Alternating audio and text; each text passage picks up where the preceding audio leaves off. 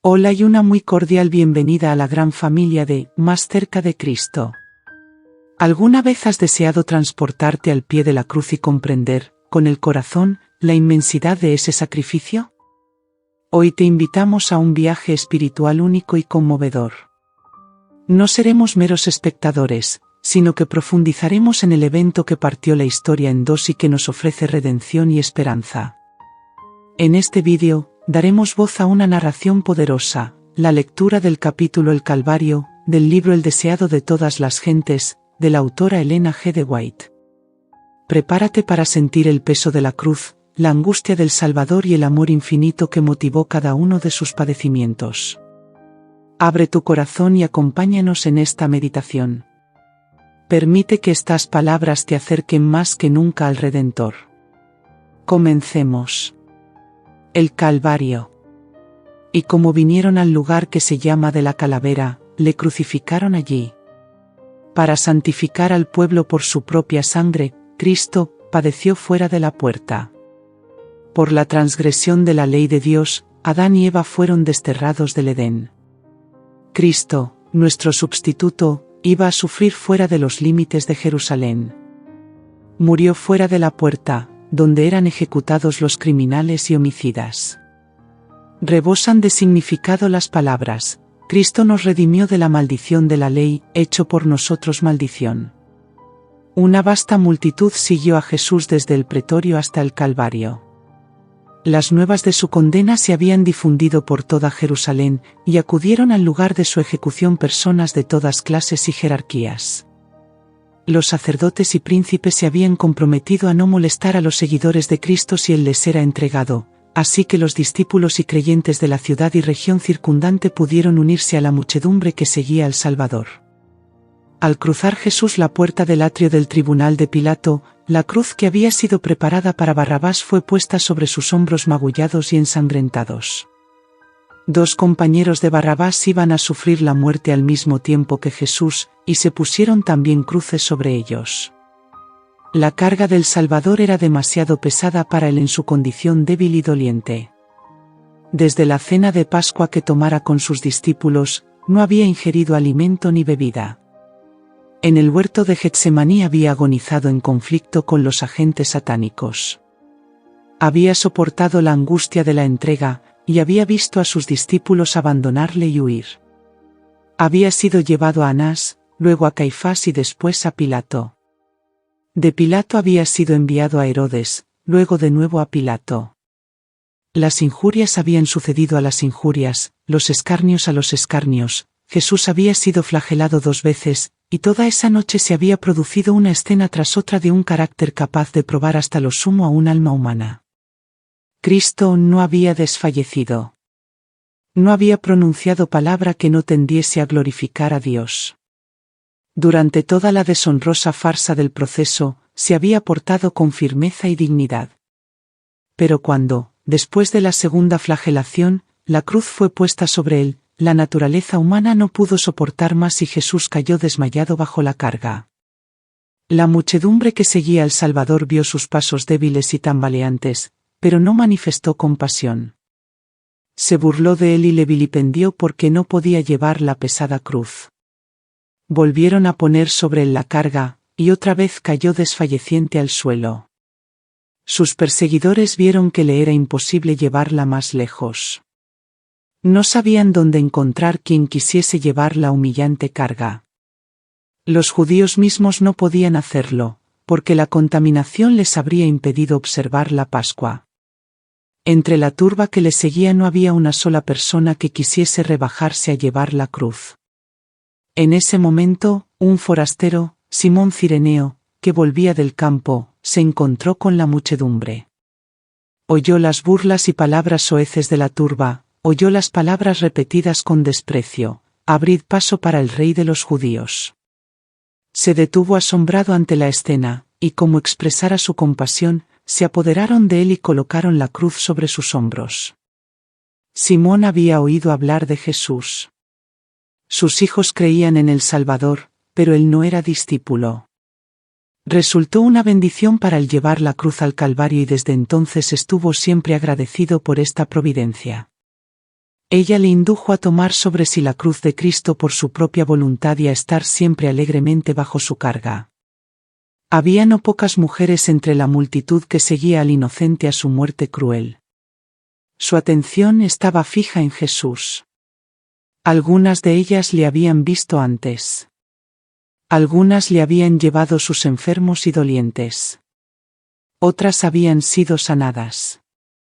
Al oír el relato de las escenas que acababan de acontecer, se asombraron por el odio de la muchedumbre hacia aquel por quien su propio corazón se enternecía y estaba por quebrantarse. Y a pesar de la acción de la turba enfurecida y de las palabras airadas de sacerdotes y príncipes, esas mujeres expresaron su simpatía. Al caer Jesús desfallecido bajo la cruz, prorrumpieron en llanto lastimero. Esto fue lo único que atrajo la atención de Cristo. Aunque abrumado por el sufrimiento mientras llevaba los pecados del mundo, no era indiferente a la expresión de pesar. Miró a esas mujeres con tierna compasión. No eran creyentes en él, sabía que no le compadecían como enviado de Dios, sino que eran movidas por sentimientos de compasión humana. No despreció su simpatía, sino que ésta despertó en su corazón una simpatía más profunda por ellas. Hijas de Jerusalén, dijo, no me lloréis a mí, mas llorad por vosotras mismas y por vuestros hijos.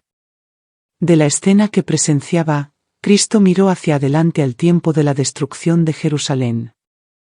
En ese terrible acontecimiento, muchas de las que lloraban ahora por él iban a perecer con sus hijos.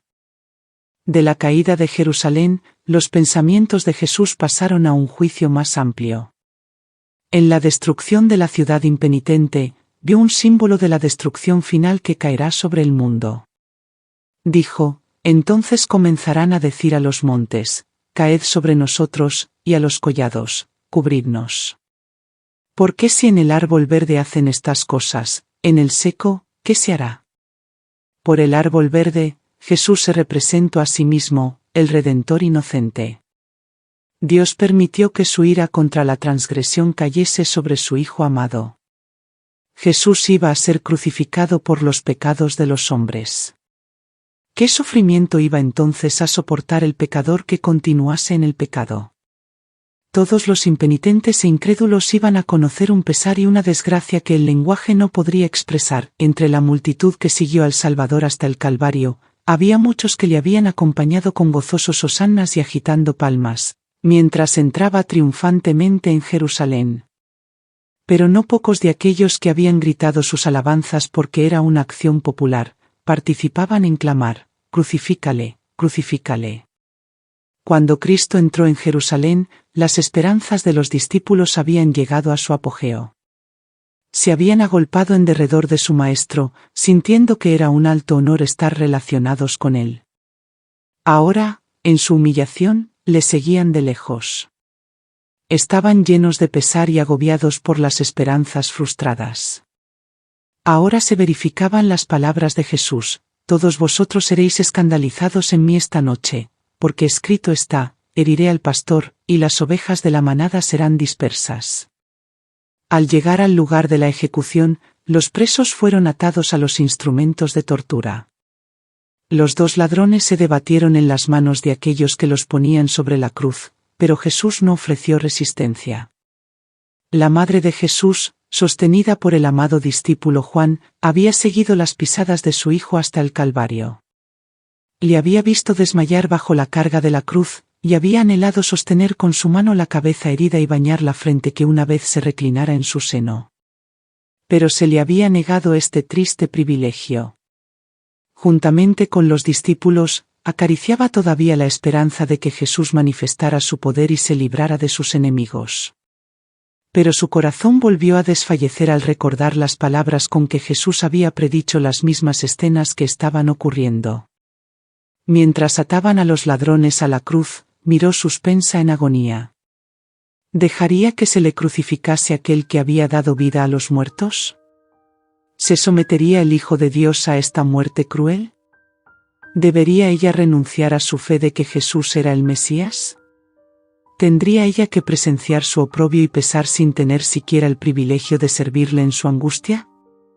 Vio sus manos extendidas sobre la cruz, se trajeron el martillo y los clavos, y mientras estos se hundían a través de la tierna carne, los afligidos discípulos apartaron de la cruel escena el cuerpo desfalleciente de la Madre de Jesús. El Salvador no dejó oír un murmullo de queja. Su rostro permaneció sereno. Pero había grandes gotas de sudor sobre su frente.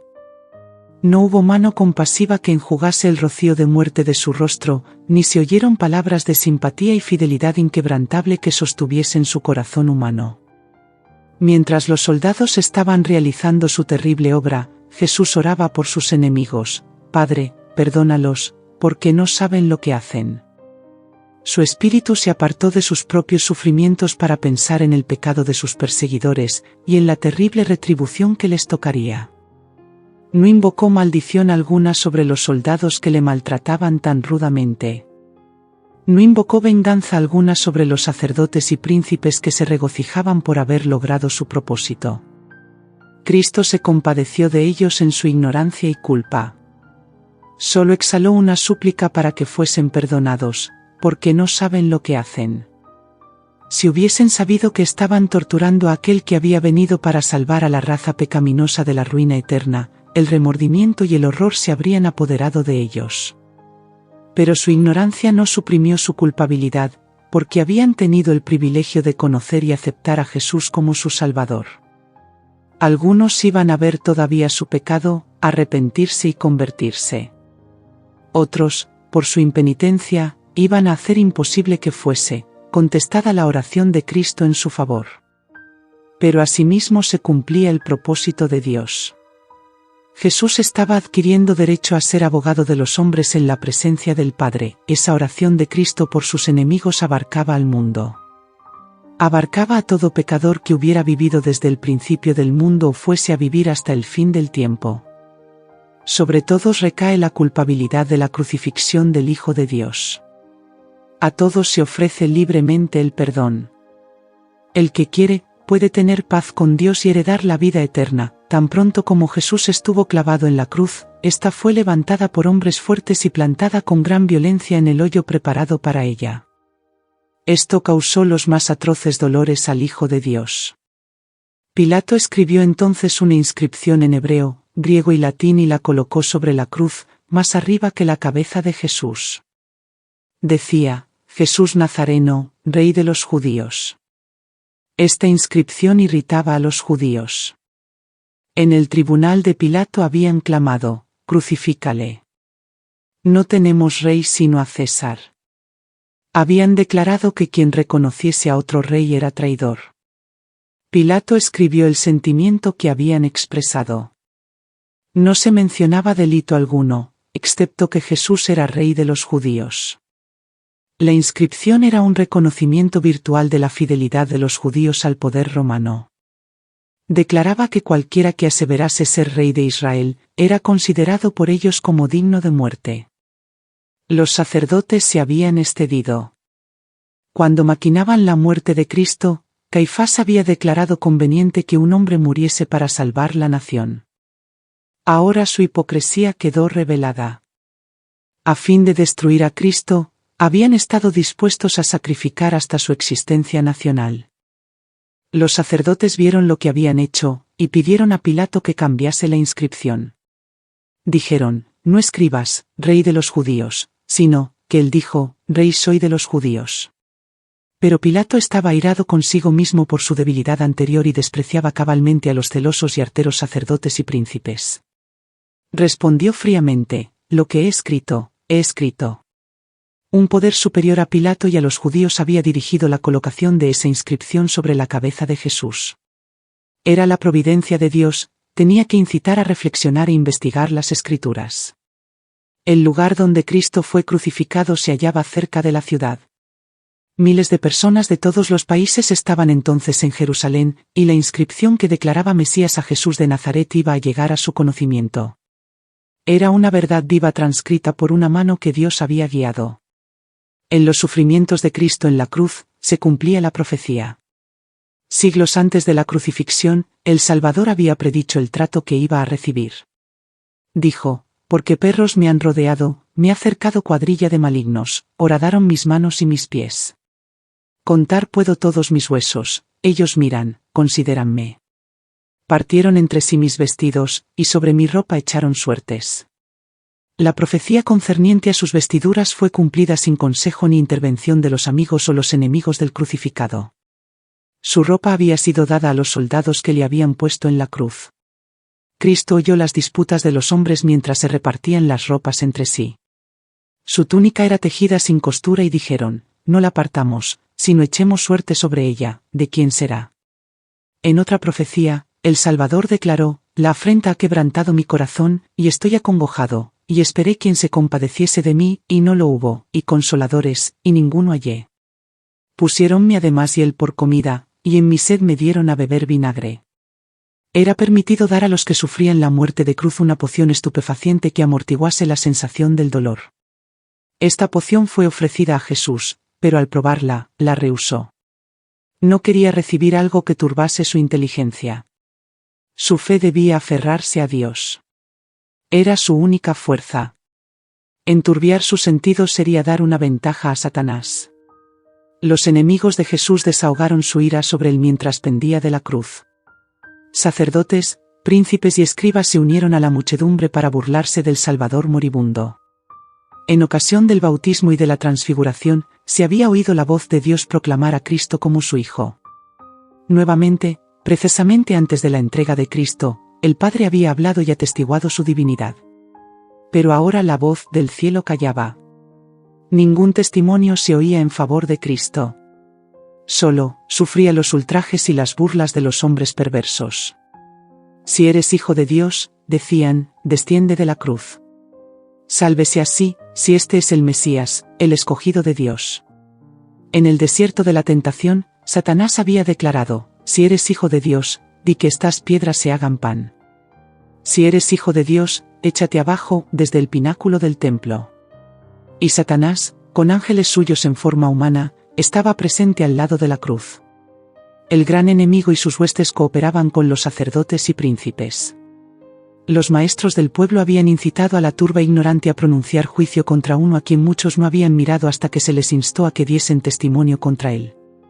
Los sacerdotes, los príncipes, los fariseos y el populacho empedernido estaban confederados en un frenesí satánico. Los dirigentes religiosos se habían unido con Satanás y sus ángeles. Estaban cumpliendo sus órdenes. Jesús, sufriendo y moribundo, oía cada palabra mientras los sacerdotes declaraban, a otro salvó, a sí mismo no se puede salvar.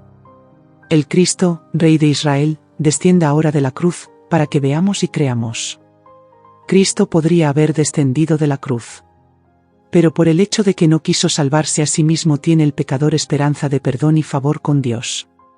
Mientras se burlaban del Salvador, los hombres que profesaban ser expositores de la profecía repetían las mismas palabras que la inspiración había predicho que pronunciarían en esta ocasión.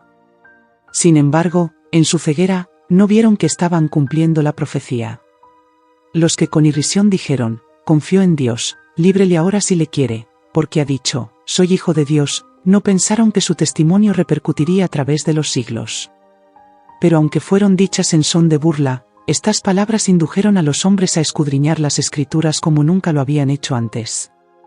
Hombres sabios oyeron, escudriñaron, reflexionaron y oraron. Hubo quienes no descansaron hasta que, por la comparación de un pasaje de la Escritura con otro, vieron el significado de la misión de Cristo. Nunca antes hubo un conocimiento tan general de Jesús como una vez que fue colgado de la cruz. En el corazón de muchos de aquellos que presenciaron la crucifixión y oyeron las palabras de Cristo resplandeció la luz de la verdad. Durante su agonía sobre la cruz, llegó a Jesús un rayo de consuelo. Fue la petición del ladrón arrepentido. Los dos hombres crucificados con Jesús se habían burlado de él al principio, y por efecto del padecimiento uno de ellos se volvió más desesperado y desafiante. Pero no sucedió así con su compañero. Este hombre no era un criminal empedernido. Había sido extraviado por las malas compañías, pero era menos culpable que muchos de aquellos que estaban al lado de la cruz vilipendiando al Salvador. Había visto y oído a Jesús y se había convencido por su enseñanza, pero había sido desviado de él por los sacerdotes y príncipes. Procurando ahogar su convicción, se había hundido más y más en el pecado, hasta que fue arrestado, juzgado como criminal y condenado a morir en la cruz. En el tribunal y en el camino al Calvario, había estado en compañía de Jesús. Había oído a Pilato declarar: ningún crimen hallo en él. Había notado su porte divino y el espíritu compasivo de perdón que manifestaba hacia quienes le atormentaban.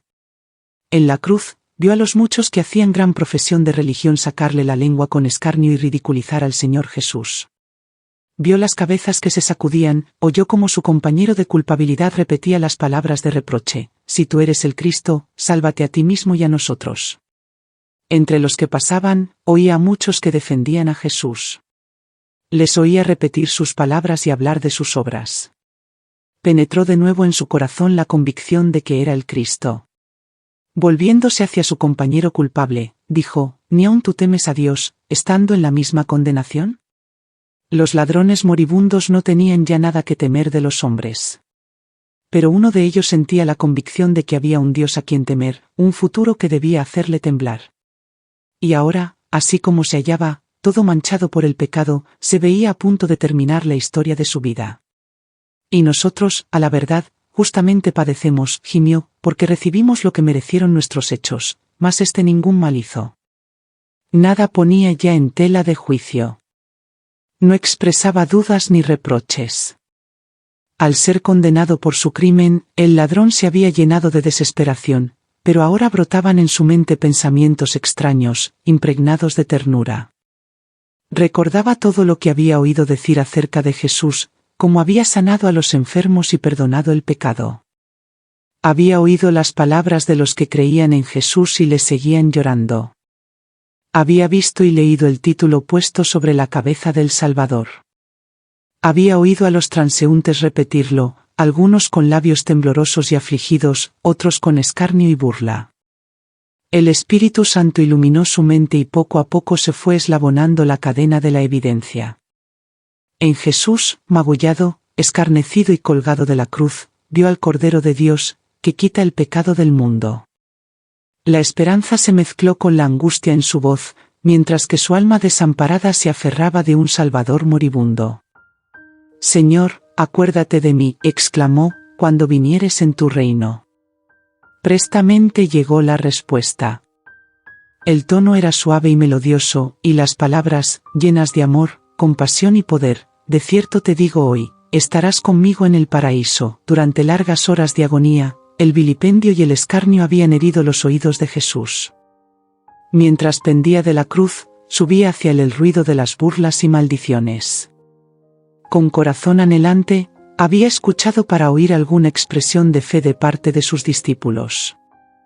Había oído solamente las tristes palabras: esperábamos que él era el que había de redimir a Israel. Cuánto agradecimiento sintió entonces el Salvador por la expresión de fe y amor que oyó del ladrón moribundo.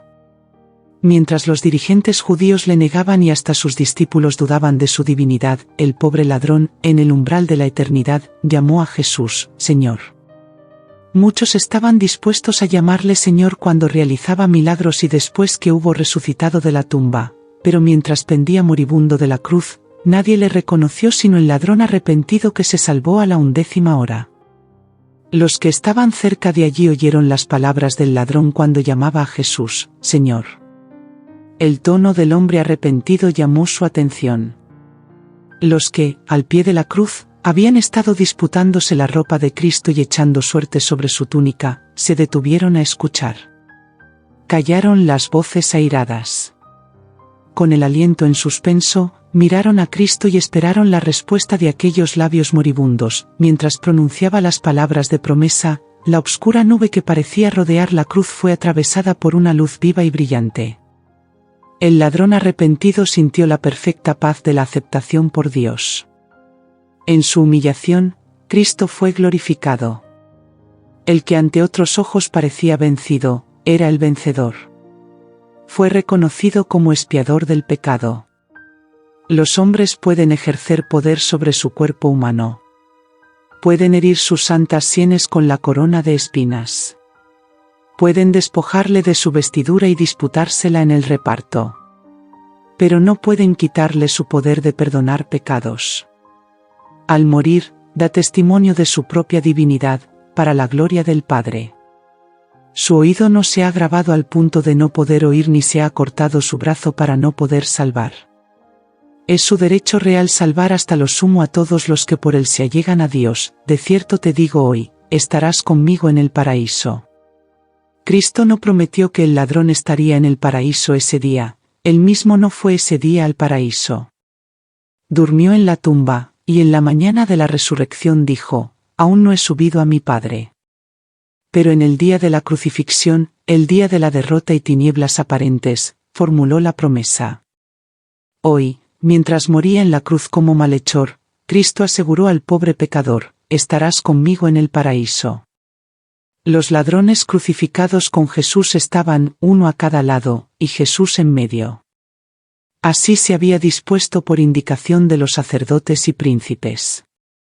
La posición de Cristo entre los ladrones debía indicar que era el mayor criminal de los tres. Así se cumplía el pasaje, fue contado con los perversos. Pero los sacerdotes no podían ver el pleno significado de su acto. Como Jesús crucificado con los ladrones fue puesto en medio, así su cruz fue puesta en medio de un mundo que yacía en el pecado. Y las palabras de perdón dirigidas al ladrón arrepentido encendieron una luz que brillará hasta los más remotos confines de la tierra. Con asombro, los ángeles contemplaron el amor infinito de Jesús, quien, sufriendo la más intensa agonía mental y corporal, pensó solamente en los demás y animó al alma penitente a creer. En su humillación, se había dirigido como profeta a las hijas de Jerusalén, como sacerdote y abogado, había intercedido con el Padre para que perdonase a sus homicidas, como Salvador amante, había perdonado los pecados del ladrón arrepentido. Mientras la mirada de Jesús recorría la multitud que le rodeaba, una figura llamó su atención. Al pie de la cruz estaba su madre, sostenida por el discípulo Juan. Ella no podía permanecer lejos de su hijo, y Juan, sabiendo que el fin se acercaba, la había traído de nuevo al lado de la cruz. En el momento de morir, Cristo recordó a su madre. Mirando su rostro pesaroso y luego a Juan, le dijo, «Mujer, he ahí tu hijo», y luego a Juan, «He ahí tu madre». Juan comprendió las palabras de Cristo y aceptó el cometido. Llevó a María a su casa, y desde esa hora la cuidó tiernamente. Oh Salvador compasivo y amante. En medio de todo su dolor físico y su angustia mental, tuvo un cuidado reflexivo para su madre. No tenía dinero con que proveer a su comodidad, pero estaba el entronizado en el corazón de Juan y le dio su madre como legado precioso. Así le proveyó lo que más necesitaba, la tierna simpatía de quien la amaba porque ella amaba a Jesús. Y al recibirla como un sagrado cometido, Juan recibía una gran bendición. Le recordaba constantemente a su amado Maestro, el perfecto ejemplo de amor filial de Cristo resplandece con brillo siempre vivo a través de la neblina de los siglos. Durante casi 30 años Jesús había ayudado con su trabajo diario a llevar las cargas del hogar. Y ahora, aun en su última agonía, se acordó de proveer para su madre viuda y afligida. El mismo espíritu se verá en todo discípulo de nuestro Señor. Los que siguen a Cristo sentirán que es parte de su religión respetar a sus padres y cuidar de ellos. Los padres y las madres nunca dejarán de recibir cuidado reflexivo y tierna simpatía de parte del corazón donde se alberga el amor de Cristo. El Señor de Gloria estaba muriendo en rescate por la familia humana. Al entregar su preciosa vida, Cristo no fue sostenido por un gozo triunfante. Todo era lobreguez opresiva. No era el temor de la muerte lo que le agobiaba. No era el dolor ni la ignominia de la cruz lo que le causaba agonía inefable. Cristo era el príncipe de los dolientes. Pero su sufrimiento provenía del sentimiento de la malignidad del pecado, del conocimiento de que por la familiaridad con el mal, el hombre se había vuelto ciego a su enormidad. Cristo vio cuán terrible es el dominio del pecado sobre el corazón humano, y cuán pocos estarían dispuestos a desligarse de su poder. Sabía que sin la ayuda de Dios la humanidad tendría que perecer, y vio a las multitudes perecer teniendo a su alcance ayuda abundante. Sobre Cristo como sustituto y garante nuestro fue puesta la iniquidad de todos nosotros. Fue contado por transgresor, a fin de que pudiese redimirnos de la condenación de la ley. La culpabilidad de cada descendiente de Adán abrumó su corazón. La ira de Dios contra el pecado, la terrible manifestación de su desagrado por causa de la iniquidad, llenó de consternación el alma de su Hijo. Toda su vida, Cristo había estado proclamando a un mundo caído las buenas nuevas de la misericordia y el amor perdonador del Padre. Su tema era la salvación aún del principal de los pecadores. Pero en estos momentos, sintiendo el terrible peso de la culpabilidad que lleva, no puede ver el rostro reconciliador del Padre. Al sentir el Salvador que de él se retraía el semblante divino en esta hora de suprema angustia, atravesó su corazón un pesar que nunca podrá comprender plenamente el hombre. Tan grande fue esa agonía que apenas le dejaba sentir el dolor físico. Con fieras tentaciones, Satanás torturaba el corazón de Jesús. El Salvador no podía ver a través de los portales de la tumba. La esperanza no le presentaba su salida del sepulcro como vencedor ni le hablaba de la aceptación de su sacrificio por el Padre. Temía que el pecado fuese tan ofensivo para Dios que su separación resultase eterna. Sintió la angustia que el pecador sentirá cuando la misericordia no interceda más por la raza culpable. El sentido del pecado, que atraía la ira del Padre sobre él como sustituto del hombre, fue lo que hizo tan amarga la copa que bebía el Hijo de Dios y quebró su corazón. Con asombro, los ángeles presenciaron la desesperada agonía del Salvador.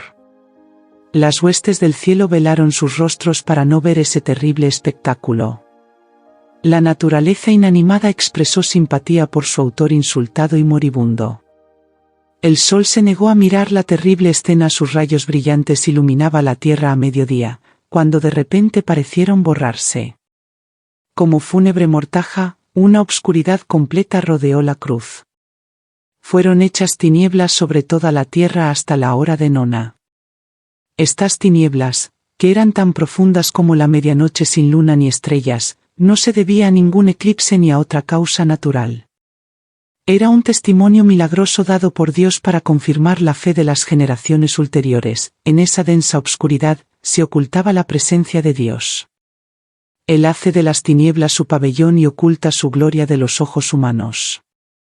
Dios y sus santos ángeles estaban al lado de la cruz. El Padre estaba con su Hijo. Sin embargo, su presencia no se reveló. Si su gloria hubiese fulgurado de la nube, habría quedado destruido todo espectador humano. En aquella hora terrible, Cristo no fue consolado por la presencia del Padre. Pisó solo el lagar y del pueblo no hubo nadie con él. Con esa densa obscuridad, Dios veló la última agonía humana de su Hijo. Todos los que habían visto a Cristo sufrir estaban convencidos de su divinidad. Ese rostro, una vez contemplado por la humanidad, no sería jamás olvidado. Así como el rostro de Caín expresaba su culpabilidad de homicida, el rostro de Cristo revelaba inocencia, serenidad, benevolencia, la imagen de Dios. Pero sus acusadores no quisieron prestar atención al sello del cielo. Durante largas horas de agonía, Cristo había sido mirado por la multitud escarnecedora. Ahora le ocultó misericordiosamente el manto de Dios. Un silencio sepulcral parecía haber caído sobre el Calvario. Un terror sin nombre dominaba a la muchedumbre que estaba rodeando la cruz. Las maldiciones y los vilipendios quedaron a medio pronunciar. Hombres, mujeres y niños cayeron postrados al suelo. Rayos vívidos fulguraban ocasionalmente de la nube y dejaban ver la cruz y el Redentor crucificado. Sacerdotes, príncipes, escribas, verdugos y la turba, todos pensaron que había llegado su tiempo de retribución. Después de un rato, alguien murmuró que Jesús bajaría ahora de la cruz. Algunos intentaron regresar a tientas a la ciudad, golpeándose el pecho y llorando de miedo. A la hora nona, las tinieblas se elevaron de la gente, pero siguieron rodeando al Salvador. Eran un símbolo de la agonía y horror que pesaban sobre su corazón. Ningún ojo podía atravesar la lobreguez que rodeaba la cruz, y nadie podía penetrar la lobreguez más intensa que rodeaba el alma doliente de Cristo. Los airados rayos parecían lanzados contra él mientras pendía de la cruz. Entonces, exclamó Jesús a gran voz, diciendo, Eloi, Eloi, ¿lama sabachthani? Dios mío, ¿por qué me has desamparado? Cuando la lobreguez exterior se asentó en derredor del Salvador, muchas voces exclamaron: la venganza del cielo está sobre él. Son lanzados contra él los rayos de la ira de Dios, porque se declaró Hijo de Dios. Muchos que creían en él oyeron su clamor desesperado. La esperanza los abandonó. Si Dios había abandonado a Jesús, ¿en quién podían confiar sus seguidores? Cuando las tinieblas se alzaron del espíritu oprimido de Cristo, recrudeció su sentido de los sufrimientos físicos y dijo: sed tengo. Uno de los soldados romanos, movido a compasión al mirar sus labios resecos, colocó una esponja en un tallo de hisopo y, sumergiéndola en un vaso de vinagre, se la ofreció a Jesús. Pero los sacerdotes se burlaron de su agonía. Cuando las tinieblas cubrieron la tierra, se habían llenado de temor, pero al disiparse su terror volvieron a temer que Jesús se les escapase todavía. Interpretaron mal sus palabras: Eloi, Eloi, lama sabachthani. Con amargo desprecio y escarnio dijeron: a Elías llama éste. Rechazaron la última oportunidad de aliviar sus sufrimientos. Deja, dijeron, veamos si viene Elías a librarle. El inmaculado Hijo de Dios pendía de la cruz, su carne estaba lacerada por los azotes, aquellas manos que tantas veces se habían extendido para bendecir, estaban clavadas en el madero. Aquellos pies tan incansables en los ministerios de amor estaban también clavados a la cruz, esa cabeza real estaba herida por la corona de espinas, aquellos labios temblorosos formulaban clamores de dolor. Y todo lo que sufrió, las gotas de sangre que cayeron de su cabeza, sus manos y sus pies, la agonía que torturó su cuerpo y la inefable angustia que llenó su alma al ocultarse el rostro de su Padre, habla a cada hijo de la humanidad y declara: por ti consiente el Hijo de Dios en llevar esta carga de culpabilidad, por ti saquea el dominio de la muerte y abre las puertas del paraíso.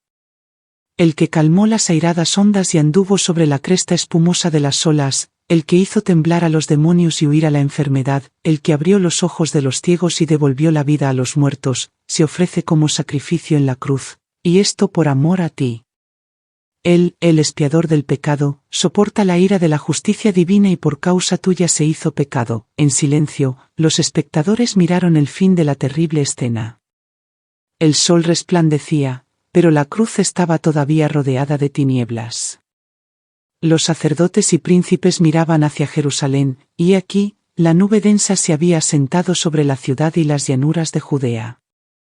El sol de justicia, la luz del mundo, retiraba sus rayos de Jerusalén, la que una vez fuera la ciudad favorecida. Los fieros rayos de la ira de Dios iban dirigidos contra la ciudad condenada. De repente, la lobreguez se apartó de la cruz, y en tonos claros, como de trompeta, que parecían repercutir por toda la creación, Jesús exclamó: consumado es. Padre, en tus manos encomiendo mi espíritu. Una luz circulló la cruz y el rostro del Salvador brilló con una gloria como la del sol. Inclinó entonces la cabeza sobre el pecho y murió entre las terribles tinieblas, aparentemente abandonado de Dios. Cristo había apurado las últimas heces de la copa de la desgracia humana. En esas terribles horas había confiado en la evidencia que antes recibiera de que era aceptado de su Padre. Conocía el carácter de su Padre, comprendía su justicia, su misericordia y su gran amor. Por la fe, confió en aquel a quien había sido siempre su placer obedecer. Y mientras, sumiso, se confiaba a Dios, desapareció la sensación de haber perdido el favor de su Padre.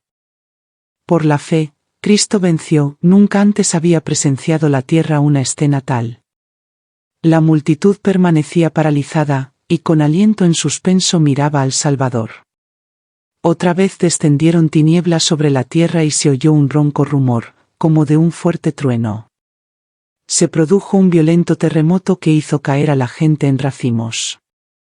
Siguió la más frenética confusión y consternación. En las montañas circundantes se partieron rocas que bajaron con fragor a las llanuras. Se abrieron sepulcros y los muertos fueron arrojados de sus tumbas. La creación parecía estremecerse hasta los átomos. Príncipes, soldados, verdugos y pueblo yacían postrados en el suelo, cuando los labios de Cristo exhalaron el fuerte clamor: consumado es, los sacerdotes estaban oficiando en el templo. Era la hora del sacrificio vespertino. Habían traído para matarlo el cordero que representaba a Cristo. Ataviado con vestiduras significativas y hermosas, el sacerdote estaba con cuchillo levantado, como Abraham a punto de matar a su hijo. Con intenso interés, el pueblo estaba mirando. Pero la tierra tembló y se agitó, porque el Señor mismo se acercaba. Con ruido desgarrador, el velo interior del templo fue rasgado de arriba abajo por una mano invisible, que dejó expuesto a la mirada de la multitud un lugar que fuera una vez llenado por la presencia de Dios. En este lugar, había morado la Sequina. Allí Dios había manifestado su gloria sobre el propiciatorio. Nadie sino el sumo sacerdote había alzado jamás el velo que separaba este departamento del resto del templo. Allí entra una vez al año para hacer expiación por los pecados del pueblo.